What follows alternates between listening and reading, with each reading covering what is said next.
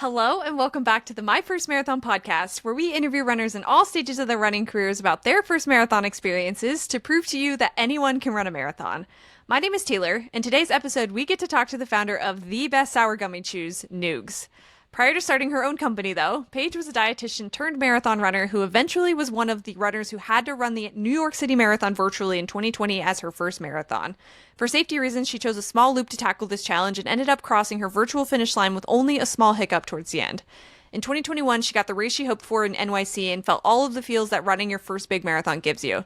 This story is one of community, grit, and entrepreneurship in running her first two marathons and eventually starting the Noogs brand. Without further ado, let's go ahead and get into it. Please welcome Paige.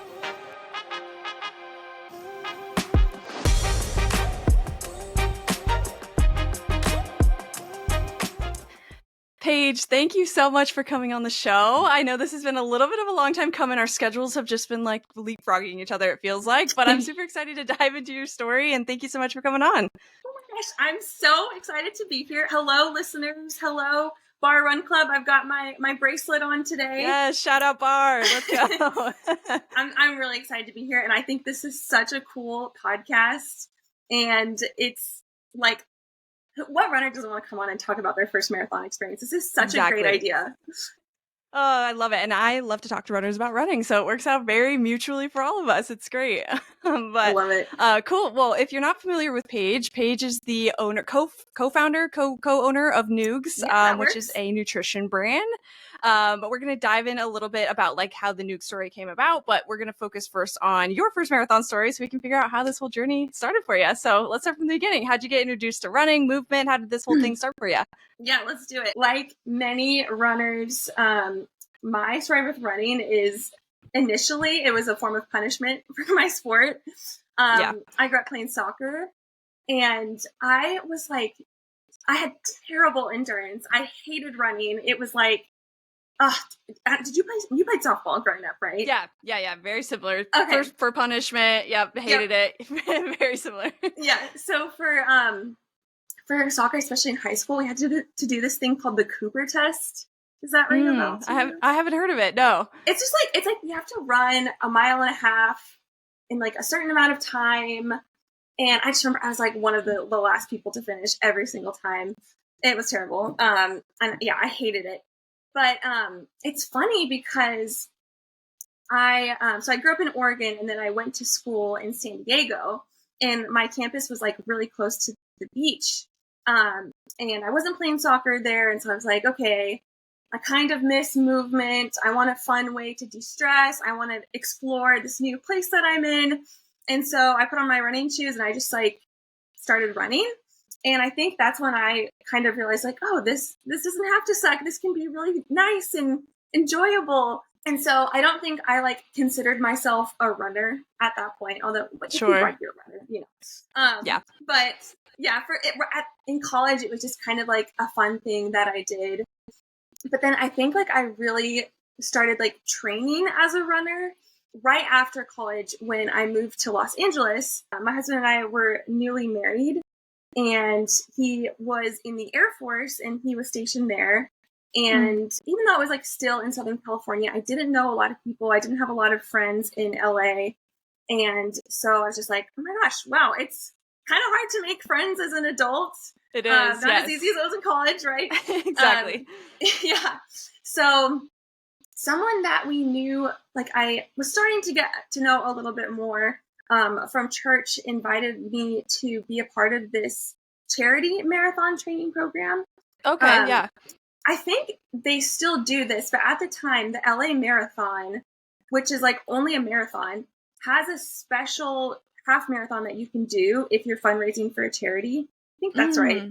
That's actually pretty cool. I like that. Yes. Yeah. So you could do like, you can kind of see all the iconic spots on the course and get like the big marathon experience while only doing half of it, which is fun. But yeah, so she invited me to like, you fundraise and then you got to do the race. And what I really liked about it was we were given a training plan, and then we could do the runs on our own. But on Saturdays, you had the option to meet with a group of people to do your long runs. And I was just like, this is amazing, because I was meeting a bunch of new people. And even if like I would do the actual long run itself, maybe on my Yeah. own, you didn't feel alone. We would start the run together. We would finish, like they'd do like a little cheer tunnel as you were finishing up. Cute.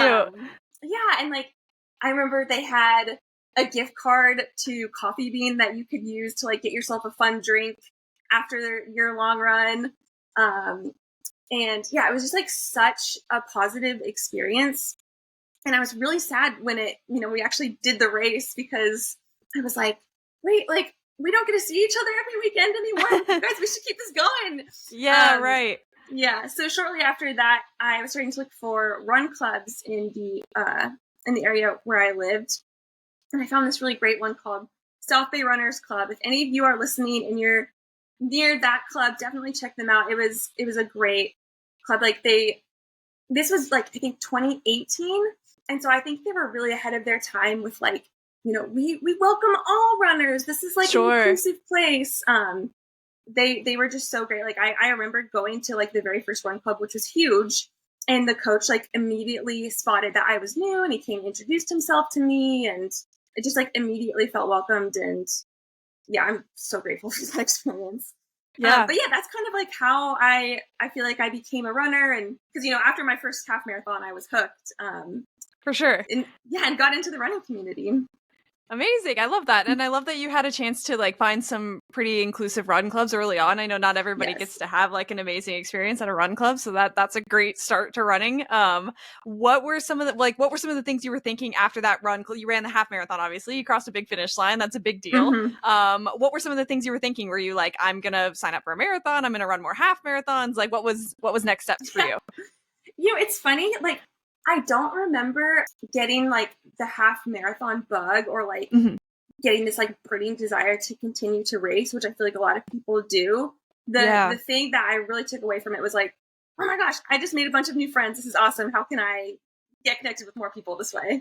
I didn't realize how we had so many parallels in our story, but like I'm also born and raised in Oregon. I also moved to a new city and found like a running group that really introduced me to a lot of people. So definitely a great way. Like if anybody's moving, I moved across the country. It doesn't need to be that dramatic, but even to like a new town in your state, it can be really helpful just to find like a community of people that you relate to, and now you have a hobby in common. So it's perfect. So that's great. True. Yeah. How were you thinking like, how can I stay involved with this community? Is that kind of where your mind was going, was like, how can I continue this like sense of community that I just found from there? Yeah, absolutely. And what I really liked about the club too is they had different types of runs throughout the week. So, Sunday was long run Sunday, Tuesday was Tuesday track night, and then Thursdays we would do hill runs. And so maybe I didn't get like the half marathon bug, but I definitely, wanted to continue my running journey and improve. Yeah. And so I liked that they gave me kind of like a well-rounded week of training too. Yeah, that's great. And for, I think when you're early on in running, some of those things you don't end up doing unless you're training for a race. So that's probably a good foundation that was being built for you. So how did you kind of progress from there, from first half marathon to whatever next race or next big milestone was for you? So I continued to do a couple more like local races, and I did a couple more half marathons. But I know this is the My First Marathon podcast, so I can tell you how I got I went from like, half marathons, yeah, this is fun, I don't have the bug, to like, okay, I'm going to do my first marathon. Yeah. I also moved across the country from Los Angeles to Virginia, and so when we moved, I was kind of like going through all of these relics from my childhood. Yeah. And I found this scrapbook that I made in 8th grade. We had this like project that was called Your Me Book. I know about that. Yeah, I remember that too? I did that too. That's so funny. Yeah. So this Me Book, it's like throughout the year you work on these little scrapbooky projects that you eventually compile together, and it's a book all about you as an 8th grader. And so one of the projects you had to do was make a timeline of your life. So what you did before, and then what you pictured was going to happen afterwards. And it was so funny because I was like, graduate college at this age. At this age, I'm going to get married. And I think like I said, at this age, I'm going to become a music teacher. Like that's the job I thought I was going to have. And then at one point, I think maybe it was around like age 30 or something, I did run a marathon, which I thought was kind of funny. No way. That's so funny. Yeah. So you were thinking about it for from the beginning. I guess. I mean, maybe subconsciously. I was saying crazy stuff like learn to play piano, go skydiving, go on a cruise. So Yeah. but That's the so seed funny. was planted early on, I guess. Yeah, totally.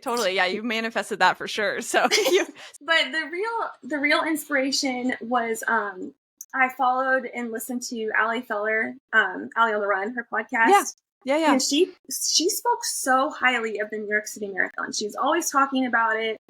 And I was like, wow, this sounds like such a cool, iconic race to do. It'd be cool if I could do that, at some point in my life.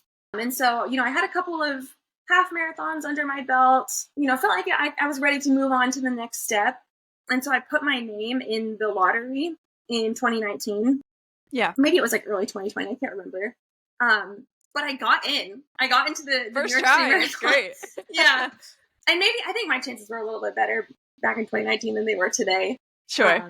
But I was like, okay, well, I'm going to do my first marathon, I guess.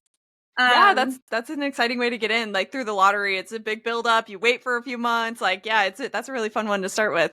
Yeah, and it was really cool finding out too because I was in Disney World. I had done the Princess half marathon. I did the race, and then I was in the park later on that day, and I got the email from New York Road Runners. Fun. I was like, congrats, you're in. So I have a picture of me standing in Epcot with my phone. I'm like, oh my gosh, this is so cool. Oh, that's so fun. So cool. So you got into the New York City lottery. How long was it from when you found out to when the race was? Was it the typical, what is it, 8 months or something like that? 8+ months, something like that?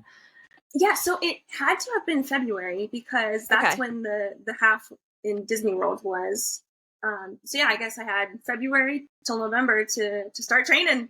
Figure it out. Yeah, cool. Yep. Well, you were working off a base already, so you had your half marathons under you. How were you feeling about training? So you got that news. Were you immediately panic mode? Oh my God, I got to figure this whole thing out. Or were you taking a second and starting to piece together a training plan? Wow, that's such a good question. I think I definitely felt pretty prepared. At that time, I was working in the sports performance industry, and I was very regularly strength training, and I had the club, the running club that I was a part of, so I felt physically prepared. I don't know if I mentioned this before, but my background is I'm a dietitian, and so I was working with athletes, and I knew all about fueling, and so I was like, okay, I've got the tools and resources to do this. I can make it happen.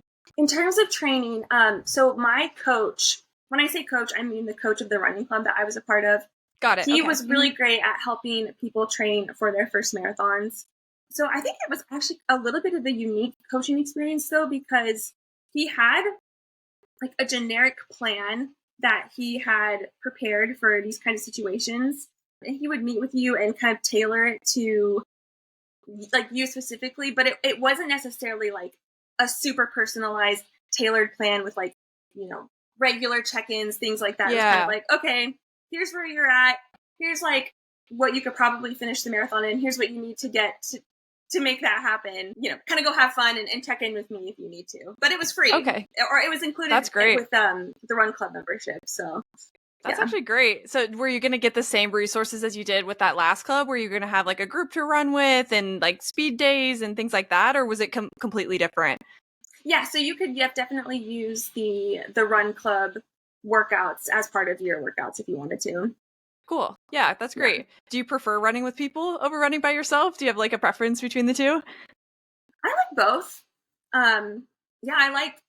I love listening to podcasts and music while I run or just kind of zoning out. But definitely during the long run, I think it really helps just to, especially with people you don't know that well. Yeah. Cool. So we were working through training. You had plenty of time to train. So I'm sure, I guess you probably waited till a little bit in the year to start marathon training since you already had that base. So once you started, what were some of the high points that you remember? What were some of the low points that you remember? What was it like going through that training block for your first marathon? Well, it was unique because, got the email February 2020 and then in March, the world shut down. Yep. And so our running club was not meeting together. So I really was actually, now that I think about it, on my own for most of the training. But, I was bored. I had nothing better to do. Sure. Yeah. So I think I really looked forward to my workouts. I just remember being really excited for every every one that I had, especially seeing the mileage go up every week. That was really cool for me to see too. So first bad thing that happened was COVID. Then, a couple weeks, maybe months later, race is canceled. They announced that they're going to have a virtual option that you can do. And I was like, I'm going to do that. Like, I've already put this much amount of training in, and I've got nothing better to do. So let's make it happen. Let's do it. Yeah. So that was like a big downside. When I was getting closer to actual race day, I'm kind of thinking about what I wanted my route to look like. The decision was ultimately made for me because during one of my long runs, the place I was running was called the Strand, which is like a paved path that goes along a lot of the Los Angeles beaches. It's so beautiful, and it's such a fun place to run. But unfortunately, while I was running there, like a group of bikers, like these guys, passed me on like bicycles, not motorcycles. Sure. So a group of them passed me, and one of them like smacked me on the butt. Stop it. Yeah. And, oh my gosh. It was really painful. Like, he just came, like, zoomed by on his bike and was like, smack, Yeah, and super awkward and inappropriate and weird. Totally. Like, that's so random, yeah. It sounds kind of silly now, saying, like, okay, he smacked on the butt, but, like, at the time, it like, totally caught me off guard. I just remember being really emotional all of a sudden. I was like, oh, this hurts. Like, I can't believe this just happened, like, in broad daylight with a ton of people around. I'm embarrassed. I'm in pain. Like, what the heck just happened? Right. Yeah. Stupid guy. And he, like, of course, got away with it. Like, of course. Just kept on riding, so annoying. But yeah, after that, I was like, oh, I don't want something like this to happen to me while I'm doing my race. Like, I definitely want to feel safe, especially if it's just me doing it by myself. So that was one of the things that made me make the decision to do my half marathon at the Los Angeles Air Force Base, which we weren't too far away from. And what's kind of crazy about that is it's a half-mile track that goes around the buildings. It's just kind of like a spongy material, so it's kind of actually fun to run on. But I liked it because it was a loop that I could do that had bathrooms in the middle, and then it had, I mean, obviously I could keep my water and my fuel and any of the other things I might need, first aid, that kind of stuff, all in one place. And so I was like, man, it'd be way more fun to run along the beach. Sure. For practical reasons, I think I'm just gonna do it at this Air Force base. Yeah, you said it was a half-mile loop. Yeah. Oh my gosh, yeah, you were gonna be dizzy by the end. That's a short loop. How many, do you remember? Yeah. It's okay if not, but do you remember how many loops it was total? Like what the math came out to? Because that's pretty crazy. I don't. I mean, I guess 26.2 times 2, right? Yeah, I guess so. Yeah, that's crazy. So you were going to be running in circles for a while.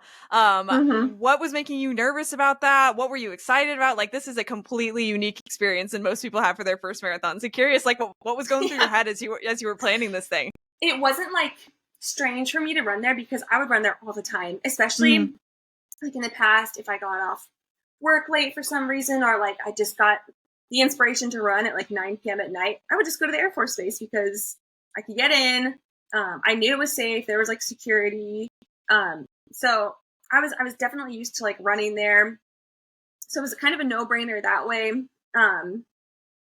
I think I'm also a very stubborn person. So when I put my mind to something, there's no stopping me. And so I was like, okay, running in circles for a while it's going to be tough, but I think I could do it. I'll get some good podcasts, some good playlists, and we were all going kind of stir crazy at that point in our lives anyway, right? So why not go run a marathon in circles? Yeah, I love that. Cool. And then I wanted to touch on fuel as well, because I think that that's also pretty unique about your story, is that you have this dietitian background and you were able to kind of already be educated on the topic. So how did you have a fuel strategy going into it? What were you thinking about fuel? What did all that look like? Yes. So that was great too, because I'm okay, I know, I'm not sure exactly what my nutrition plan was for that, but I knew, X ounces of water that I wanted to consume during the whole race, so I could kind of calculate that and bring that all with me, plus extra just in case, because you never know what's going to happen. So I brought like my fluids, my electrolytes.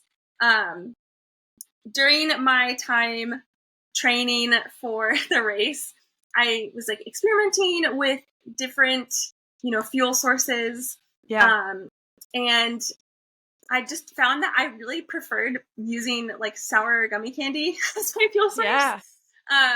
So I can't remember like where even I found them, but I would get like the Halloween sized packets of like Sour Patch watermelons or Sour Patch Kids, and I think that pack that I found even came with like Swedish fish mixed in there too. And so I brought those with me, but because I also wasn't this wasn't like like a super dialed in, like I'm trying to finish the race in X amount of time. I think I brought some other fun snacks with me too, like I'm running a half mile over and over and over again. Like maybe I'll snack on like a Rice Krispie treat just to like switch bring it a up. source of joy into here. Yeah. Right. Yeah. Makes sense. Yeah. Cool. So I think if someone were to like walk by the little fuel station I set up, they'd probably, see some Gatorade, some big jugs of water, some candy, some fruit snacks, some Rice Krispie treats. I'm kind of like an ultra marathon station. Like yeah. That's what it sounds like. For sure. But I do think it's great, especially for your first marathon. Like if you have different fuel options available to you, I think it's really good to have different textures and different things because you just like never know what you're going to like on the day of. Exactly. So I actually think that's great to have like a variety of things. Yeah, there might have been some potato chips even in there too. Who knows? Right. Yeah, love it. Cool. Yeah. So yeah, let's talk about the race. The quote unquote race, the race against yourself. So yeah, let's walk through it. I usually try to break it down in like a few chunks. So maybe you want to talk about like how the first half went. The first 13 miles, that's the charted territory for you. So how was the first half? Yeah. So I remember the base was like empty that day. There wasn't really anyone around. So it just felt super strange. I think my husband dropped me off. So I think he was there like when I did my started my watch. But it just felt so anticlimactic because it's like, okay, here it goes. Yeah. Press the button, Yeah. But it wasn't so like that awkward though, because what was cool about New York Roadrunners is they made an app for this event. So I think it was like paired with Strava, but you could track your GPS through the app, and it would tell you when you reached like a certain mileage what you would be hearing if you were on the course. Oh, cool. So when I clicked start on my watch and I clicked start on the app, they were like, welcome to the New York City Marathon. Like this, like you'd be starting from Staten Island and you're going over the bridge, and like here's the music that you'd be playing, and like they'd like pump the music in, and here's the sound of crowds and the cheering, and like the sound of the footsteps. Cool. Yeah. So it wasn't for the whole race that they would do it, but I think maybe every like 5K they would put something in there just for encouragement, right? Yeah, I actually really love that. I had no idea that they did that. I've heard a couple like NYC virtual marathons, but I don't think anybody mentioned that. That's really cool. Oh, really? Did you find that like distracting or helpful? Like how did that feel? Oh no, I loved it. I would love that too. I was sobbing. Like it was so funny because like, okay, start my watch, wave goodbye to my husband. Here I go, and then like a minute in, like I'm hearing the sounds, and I'm like, this is so special, and I'm just crying by myself and running on a half-mile loop. But I think a lot of like emotions were going through me. I was just thinking about like all the training I had put in to get here, and doing a lot of it solo. And I think just like it was November at that point, so we had just gone through so much in 2020, and just I just let it all out after hearing all that. Yeah, as you should. Cool. So it sounds like the first half, I mean, any hiccups in the first half, or body was feeling good, like mind was feeling good, everything was feeling pretty good, would you say? Yeah, I think so. I think I had a good playlist. I think I had a good podcast lineup. I think also, maybe this was the second half, had a list of friends and family that I could call to keep me entertained. I was definitely remembering to switch directions every, couple of miles or something like that. And so I was actually having a good time out there. Nice. Cool. That's great. So first half was pretty smooth. How about the second half? Or maybe we break it down by like the second the second 10 miles. So maybe 10 to 20-ish.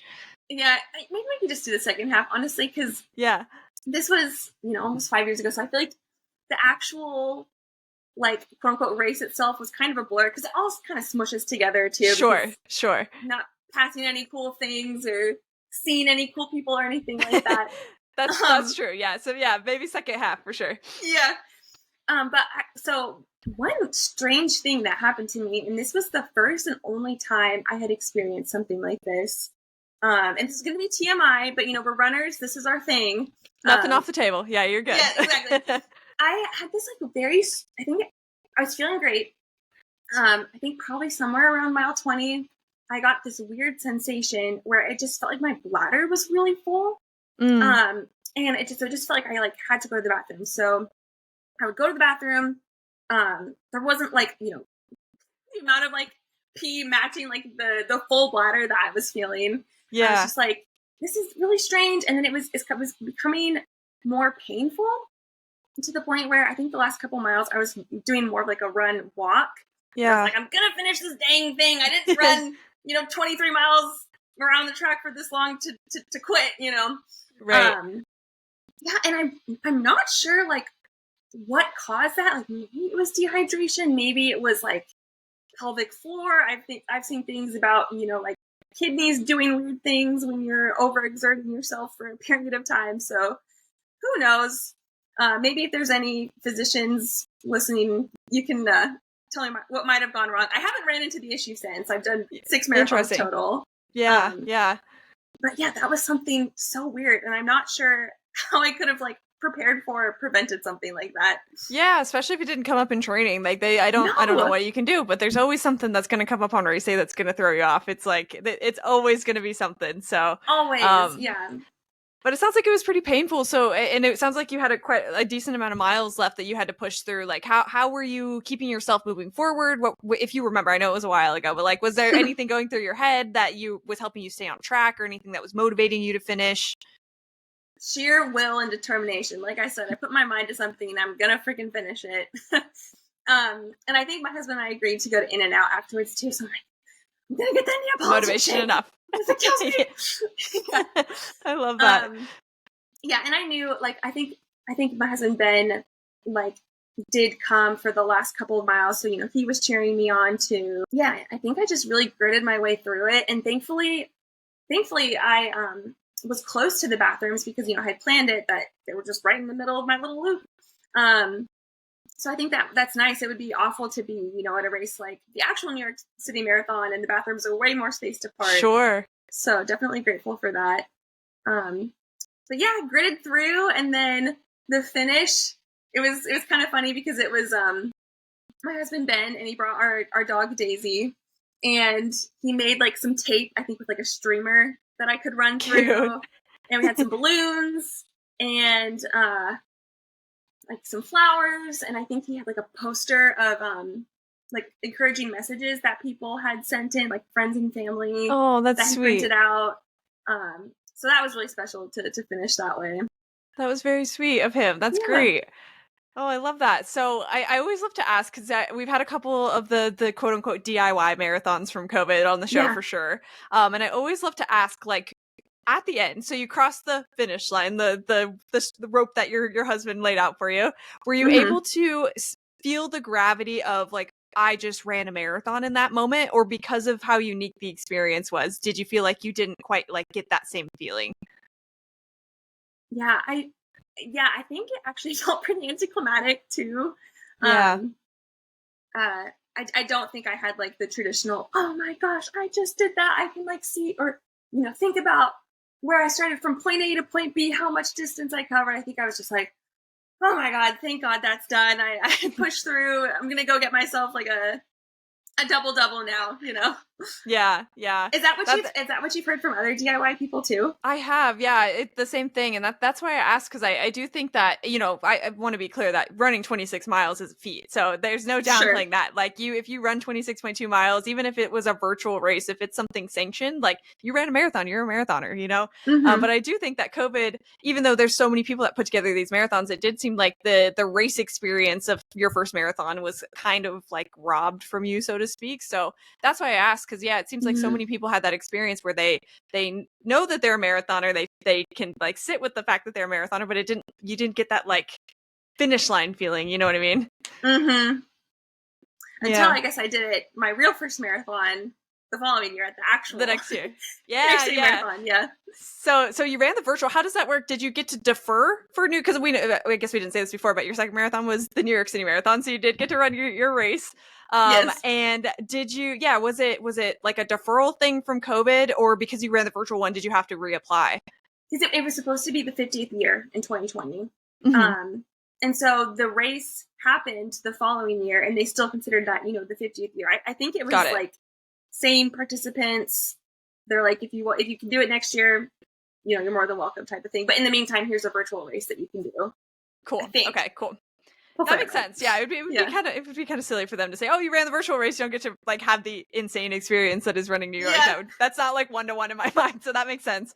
Cool. Well, yeah, take us from there. So we crossed finish line. We did our thing with the virtual marathon. What were you thinking from there? Were you immediately like, "I cannot wait to run this back in New York"? Were you dreading it? Like, what was going through your head after that race? I think because I had like a weird experience with like the whole bladder thing, I was hungry at that point to try again and hopefully not run into that issue. Yeah. But it's funny because I think by November, things were looking up from a COVID perspective. I don't think it was like so much doom and gloom. We don't know what's going to happen with the world. But right. I don't know if like we knew that the marathon was even going to happen. Like the following year at that point. That makes sense. Yeah. Yeah. So I don't know if I was thinking like, okay, and then in 365 days we're going to do this all over again. But the real thing. But I definitely do remember being like, okay, like I want to try this again. Okay, gotcha. Cool. Yeah. So you had the bug there at least with the marathon distance. Yes. Cool. And then what were you thinking? So you had a full training block before. So what were you thinking, if anything, that you were going to change for the second marathon or for your first official New York Marathon? I remember really liking my training program. So I don't think there was anything that's like, oh, this year or this next time I'm going to do X, Y, and Z different. And what was kind of unique too was, so I ran the marathon, the virtual marathon, and then a week later is when we moved to Virginia. Busy. Really soon afterwards. Sure. Yeah. And so didn't have my running club with me, didn't have like the coach that I was using before. When it actually came time to train for that race, it was a new experience because where I live now, they have the local running store does something really cool where they do a half marathon summer training program. Cool. And so, actually, it's very funny because it's really similar to the plan I had before, where it's like kind of like a generic plan that they tailor to you, and then they give you like your paces and your workouts, but then they kind of like send you off, like you're not checking in with the coach. And it's funny because the coach that wrote it was also named Mark. So both coaches were named Mark. Funny. And they kind of look like each other too. So I'm like, okay, we've got West Coast Mark and we've got East Coast Mark that are running the training plans for both my races. What are the chances? Yeah. So they write you a plan, you do your workouts, and then on either Saturday or Sunday, you would meet for your long runs and train that way.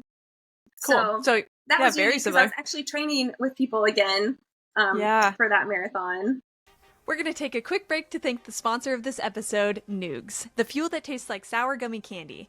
Noogs delivers mouth-watering flavor with quick digesting carbs and essential electrolytes to keep you energized through long runs, tough hills, and sweaty workouts. They're gluten-free, vegan, and easy to chew so you can fuel up for any adventure and keep the fun going. Try them at noogon.com and use the code myfirstmarathon for 15% off your purchase. That's noogon.com and the code is myfirstmarathon. Now, let's get back to the episode. How was training over the summer? Was this your first East Coast summer? It was. Yeah. Rude awakening, which I'm sure you've also experienced, right? I had that as well. Yes, it was brutal my first summer here. I moved in June too, so I was like, oh my God, what did I do? I'm like, I need to go back. It's horrible here. Yeah, I was like a frog in boiling water because, came there in November. I'm like, oh, this isn't so bad. There's, beautiful fall foliage. And then as soon as May rolls around, you're like, oh no, what have I done? Oh my gosh, it's brutal. Yeah. So I didn't ask this before, but are you normally training in the morning, in the evenings? When do you normally like to train? Well, I was forced to be a morning person at that point. Yeah, of course. Yeah, that's what I was getting to. Yeah, the morning runs you kind of get forced into being a morning runner if you weren't before. Once you move to the East Coast, just humid and gross, and yeah, you got to get out early for sure. Totally, unfortunately, but it's funny because you were asking. I think I actually do naturally prefer to run in the evenings, though. So you had to switch that. Mm-hmm. I was saying, it'd be like 9 p.m. I'm like, I'm gonna go for a run. So then I'd go to the Air Force Base, and instead now I'm waking up at 5 a.m. to try to beat the heat.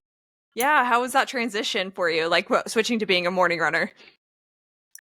Oh, it was rough. I'm not the kind of person that can like just roll out of bed and eat something quick and then get out the door. I like to have like a good hour to 2 hours just to eat my breakfast, drink my coffee, like wake up a little bit before hitting the door. Yeah. And so I actually really struggled with the long runs. I feel like I was late to so many of them because like I just it was so hard to like wake up that early and like do everything I wanted to do before you go out and run 18-20 miles, right? So yeah, that was a hard adjustment. Yeah, it's tough for sure. I envy the Oregon runners that I'm still friends with that can run in the middle of the day. I'm so jealous in the summer, but the rest of the year here, it is very nice. So I will say that it's just the summer. Cool. So yeah, so we were training. I mean, before I just fast forward all the way to the New York City Marathon, was there any same questions before, like any high points, low points, anything that happened during training that stood out to you for that second training block? Oh yeah. Okay. So this is where I can get into like the fun long run story. Yeah. So, these long runs, I'd go to them. It wasn't like my running club where, you'd see people on Sundays and Tuesdays and Thursdays. It was like, okay, you only see them once during the week. And a lot of times people wouldn't come to every single one. So it kind of felt like every time I would go to this club, I would meet new people. And I hadn't yet met anybody who was training through New York, which is kind of a bummer because I was doing it by myself. I was like, maybe I'll meet someone and like we can see each other at the race and that'll be fun. It wasn't until my 20-mile run that I was, of course, late to run club or late to the run. And, everybody had already started. And I was like walking towards the place where you were supposed to start.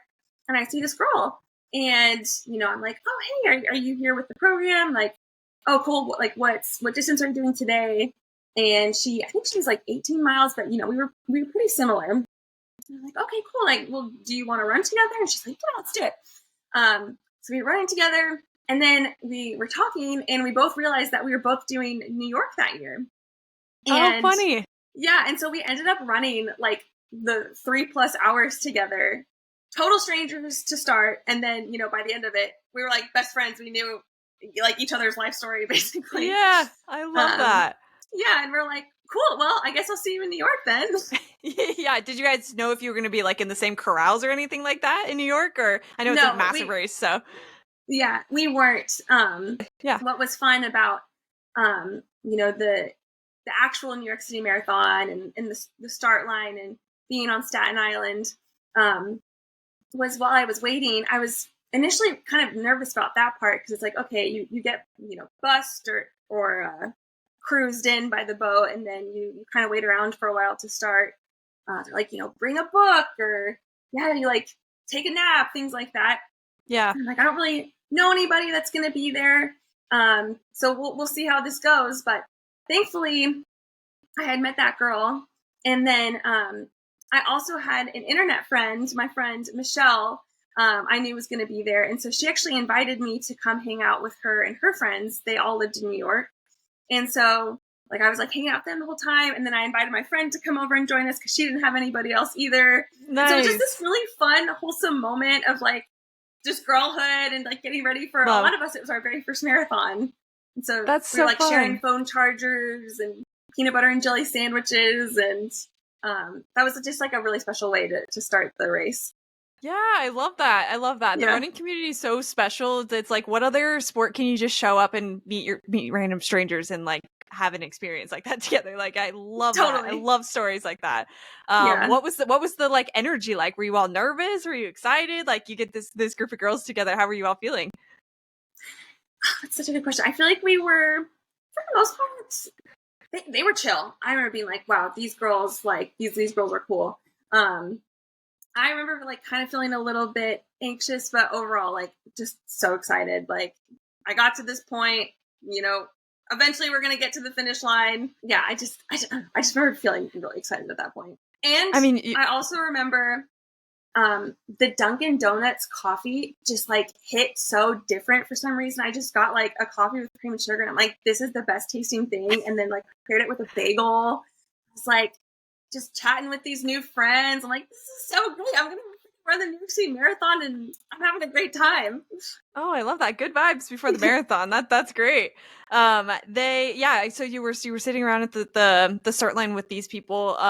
It sounds like everybody was feeling pretty good, which is great. So yeah, so when you were at the start line with these girls, did you know if you were all going to start together or stay together, or you were just going to like kind of meet up ahead of time and then do your own thing?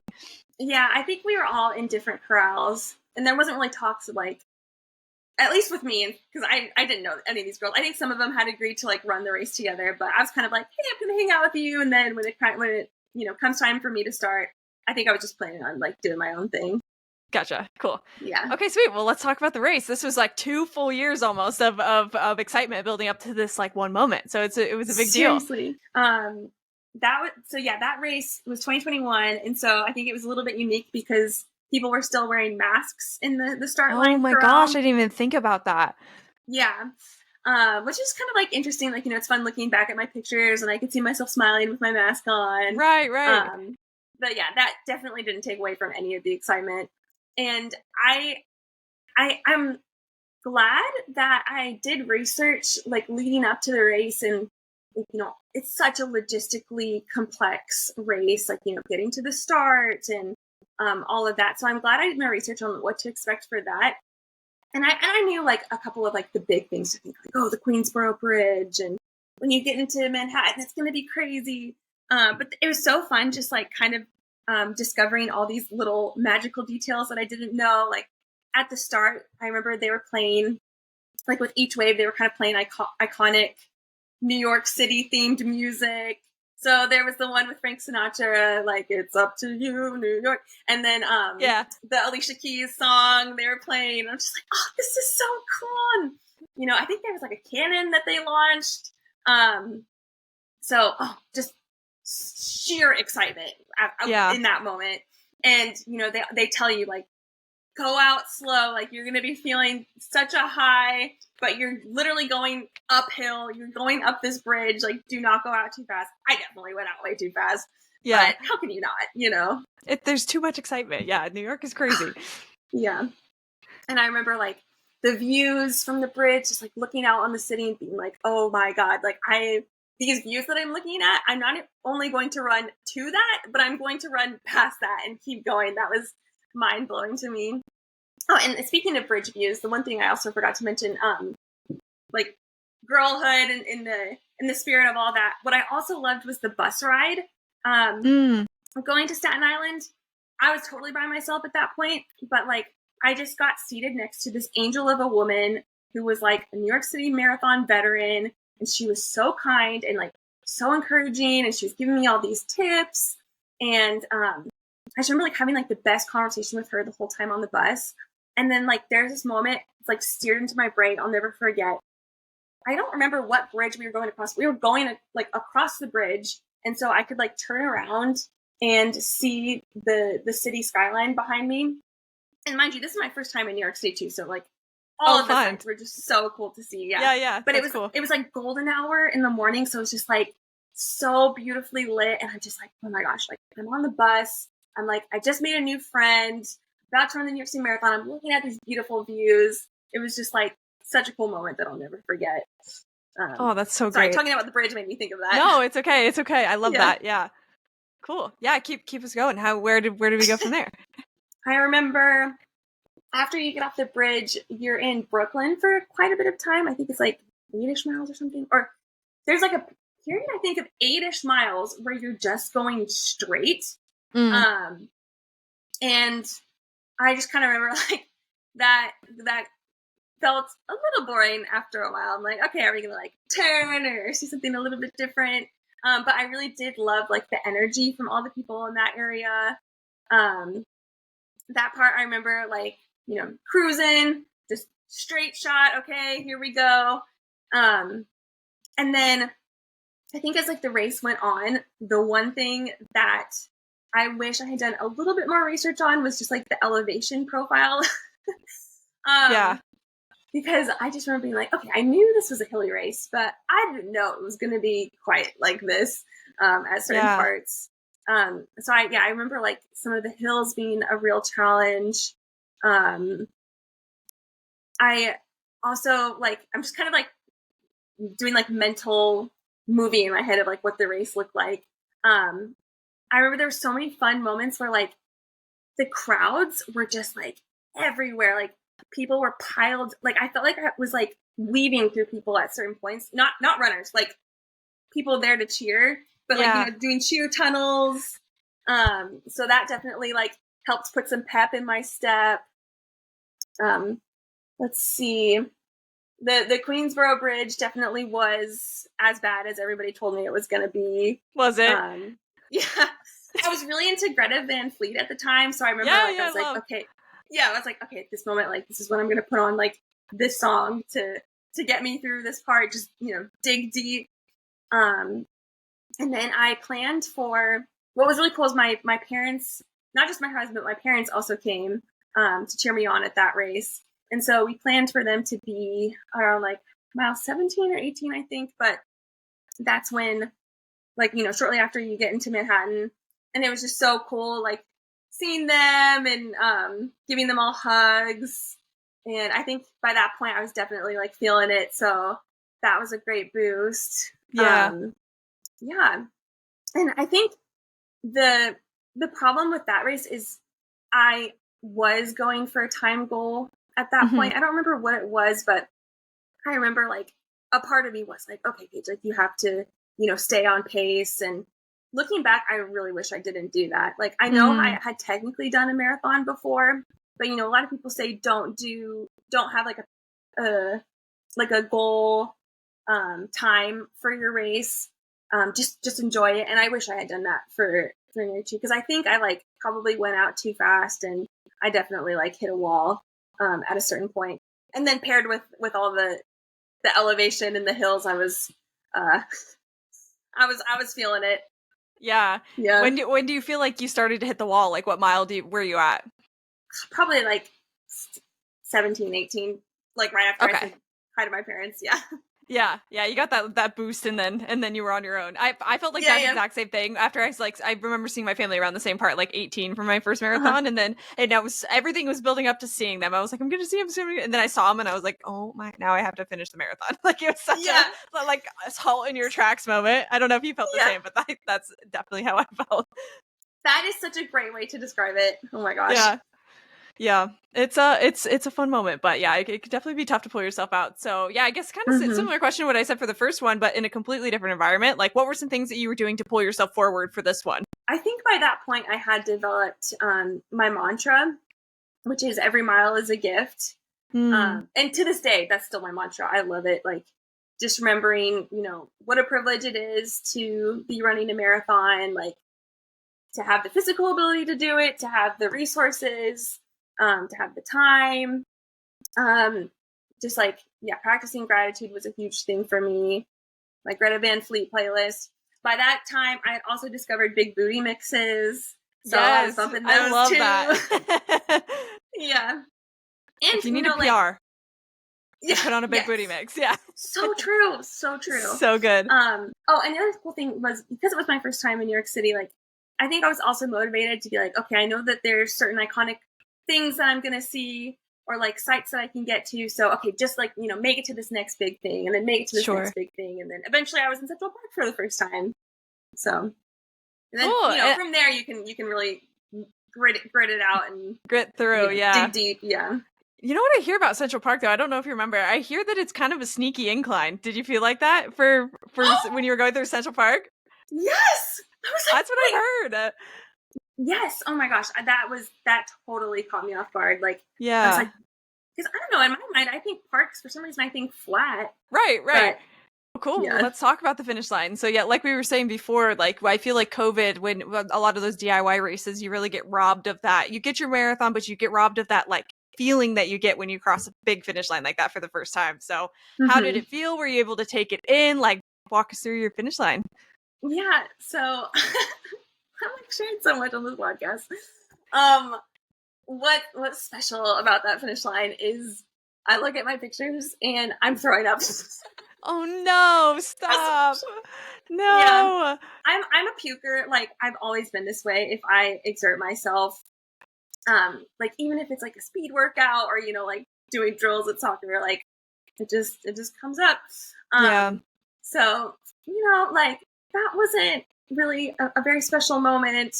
And I remember people coming over and like are you okay? Yeah, I'm okay. Okay, well you need to like move so we can clean this up. Yeah, get out the way. Yeah. Yeah. But like with throwing up, you feel better afterwards, right? So Sure. I think after I got it all out of my system, I was like, all right, cool, I did it. Where's my medal? Let's get it. Let's get the picture. Cool. So you did get a chance to like soak it in after the fact. Yeah. Yeah. Cool. I'm also kind of like that too. Like especially when finish lines for some reason make me a little queasy. Like I don't know if it's the adrenaline or like it's the end. I don't know. But yeah, I think that's pretty normal. But unfortunate you got it out of the way and then you got to like get your medal and all that good stuff. Oh yeah, and we're absolutely not alone either. You'll see like 3 other people doing the same thing sometimes Sure. too. Yeah. Sure. Yeah. Well, cool. Well, yeah. How were you feeling afterwards? I was so excited. I was so excited to get my medal. More importantly, I was excited to get the poncho because I'd seen so many iconic pictures of people with that, and I still have it hanging up in my closet. I think like my smile, like the picture of me with the poncho on versus the picture of me with my medal, I think my smile is bigger with like the poncho on just because Yeah. like, yes, I got it. It's really So fun. yeah. Well, cool. Well, thank you for sharing your first couple marathon stories. It was great to walk through both of those. I know we didn't touch much on Noogs throughout that, but if you want to touch on like how did Noogs weave its way into this story? When did all that come into your life? Yes. Okay. So I mentioned that for my first virtual marathon, I had already been like a sour candy user, but the idea for Noogs didn't hit me until training for the actual 2021 real New York City Marathon. I was still using the Halloween candy, and I remember like, I'd been using it for quite some time then. I remember being like, okay, this is great. It tastes really good. I look forward to it while I'm doing my workouts. But the thing that I struggled with was that it had like the candy kind of has like a stretchy texture, like if you like pulled apart like a Sour Patch Kid. Yes, so that made it stick to my teeth really easily. So I just felt like I was constantly digging stuff out of my teeth while I was running, which was kind of distracting. Yeah. It was kind of hard to chew. Like it's not really designed to be eaten while you're running. So I just remember like really struggling with that. And then the other thing is I also recognized that it didn't have electrolytes in it, which is definitely something you need as an endurance athlete. Sure. So I don't know. I was on my run one day training for the race. And I remember being like, man, it'd be so great if like this candy, if there was like a version of it that was more made for, athletes or for exercise. And so I got back home from my run and I was talking to my husband about it. And his background is he's like a very entrepreneurial guy. In college, he studied entrepreneurship. And even though he went into the military, like that was always, something he was thinking about. Like he started like an entrepreneurship club when he was in the military with other guys who were also interested in starting some their own companies. So I'm like, okay, he's the perfect person to talk to about this. And he's also so supportive, so gung-ho about my ideas. And so I was like, wait, yeah, that sounds like a great idea. Let's make it happen. And so around that time, after I had the idea, I was like, okay, I wonder if this is something I can make in my kitchen. Like, how hard can making gummies make? It turned out it's actually really hard because they have to like set a certain way and you need to like use thermometers and things like that. And so I, did a couple iterations and I'm like, okay, I can't do this on my own. I need a professional. So, being from Oregon, we reached out to this program, which I always tell people about if you're ever interested in starting your own or making your own food product. Oregon State University has what's called a food innovation program. And so you can come to them with an idea like, hey, I want to make this product. Can you make it a reality? Or if you've already started, like, let's say you're like a jam maker and you sell your jams at farmers markets and you want to like take to the next level to be able to like sell in stores or things like that. They'll help you with that. Anyway, That's I love really them. cool. I'm such a huge fan. I always like have to shout them out when I tell people about this. But yeah, so they helped us make the formula for this idea that I had. And it was crazy because in my mind, I'm like, oh, this is going to be something, you know, maybe it takes a couple weeks, couple months. We actually spent a year and a half on the development. Like, wow, you know, meeting, talking about like what we wanted it to look like. And then they would make the first iteration, which was awful, and send it to us to try. It was cool because we were in Virginia and they were in Oregon. So this was like all virtual, all through mail.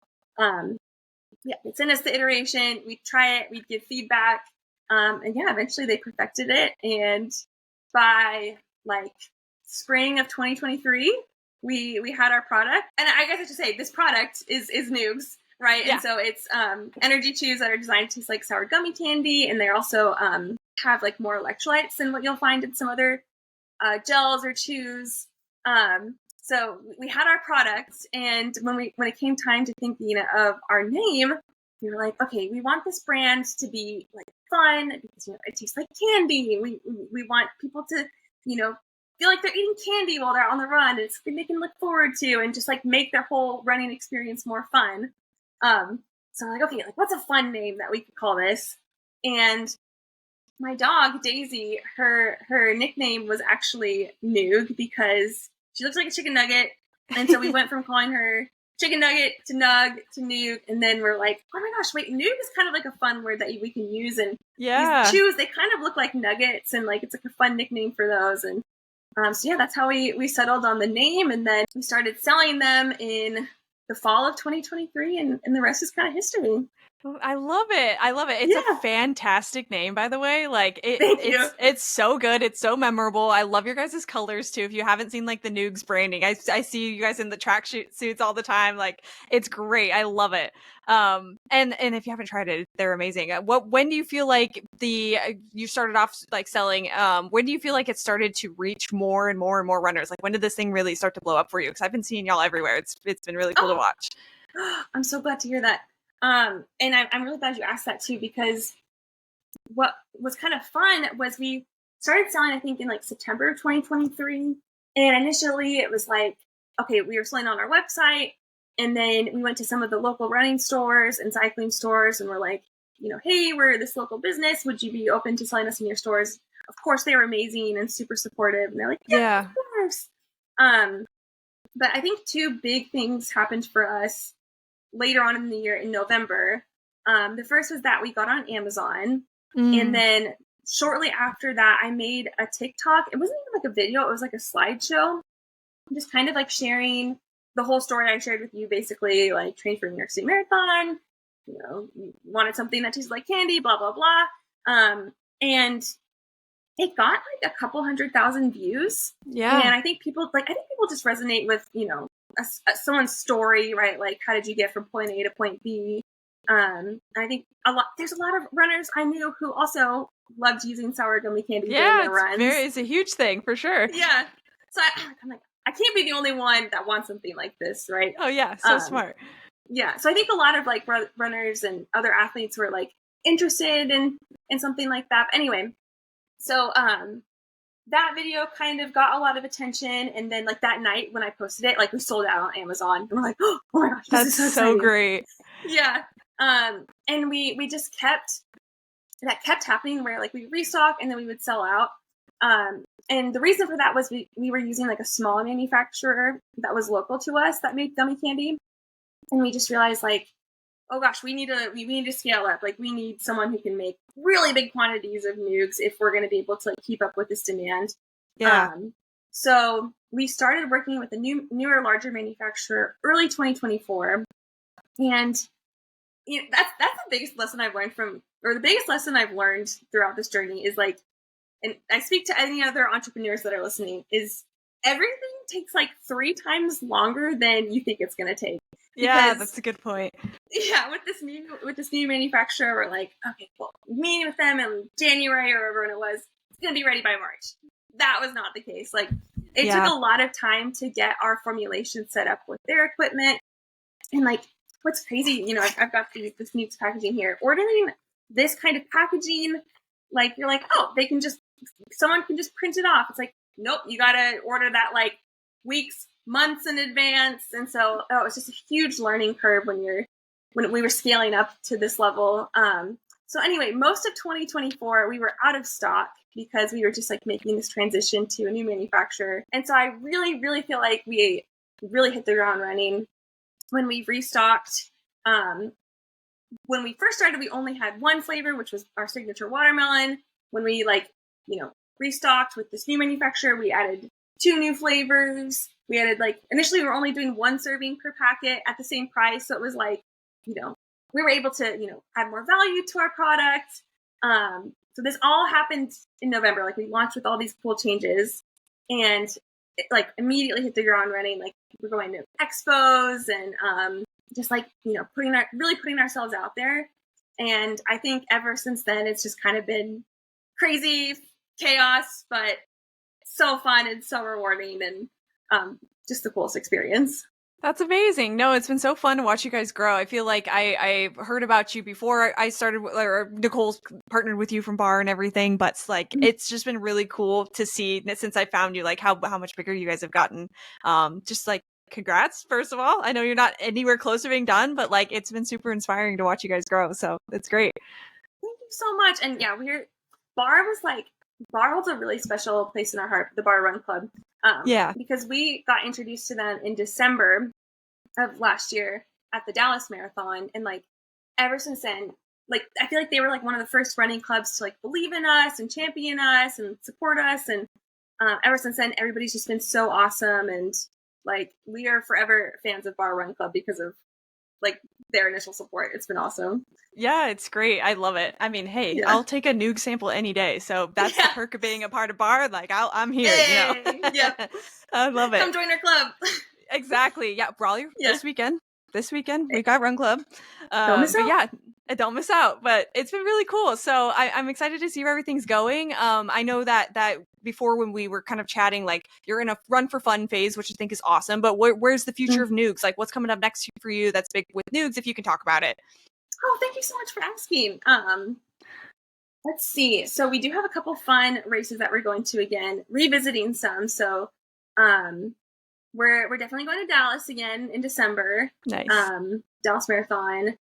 We are going to be doing the Richmond Marathon in Richmond, Virginia, which is that race is a very special place in my heart. I love it. If you're looking for a fall marathon, didn't get into New York City, check that one out. We'll be there. We're going to be doing some new to us races also. So for any Run Disney fans out there, we're going to be at the Disneyland Halloween Half Marathon in September, and then the Wine and Dine Half Marathon in October as well. Nice. We are releasing some new flavors soon. Let's go. Can't share all the details yet, but stay tuned. I'm so excited. That's so exciting. Cool. Well, I'm excited. That's a lot of races you got coming up this year. So yeah, if anybody's going to any of those races, make sure you check out the Noogs booth. I think you guys usually have little samples too, so you go by and taste it for yourself. But I'm personally a big fan, so yeah, that's really exciting. Cool. All right, sweet. Well, I think we'll wrap up with a couple of our fun questions. One question I think we already know the answer to, but always love to ask about fuel and shoes at the end, just to kind of see what people's preferences are. I always give the disclaimer with fuel and shoes that they are your own journey. Please try everything and anything when it comes to fuel. Everybody's different. Same thing with shoes. Get your feet measured and do what's best for you. But for you, maybe what's your favorite non-Noogs fuel? Maybe non-traditional fuel, because we know Noogs is obviously going to be your number one. Oh, yeah. Yes, and obviously I would love for everybody to use Noogs as part of their fuel, but definitely there's so many great resources out there. Definitely find what works best for you. Yeah, there's so many cool, even a lot of new exciting ones even coming out now. In the past, the only gel I could tolerate was Huma gels. And so those are my favorite non-Noogs fuel.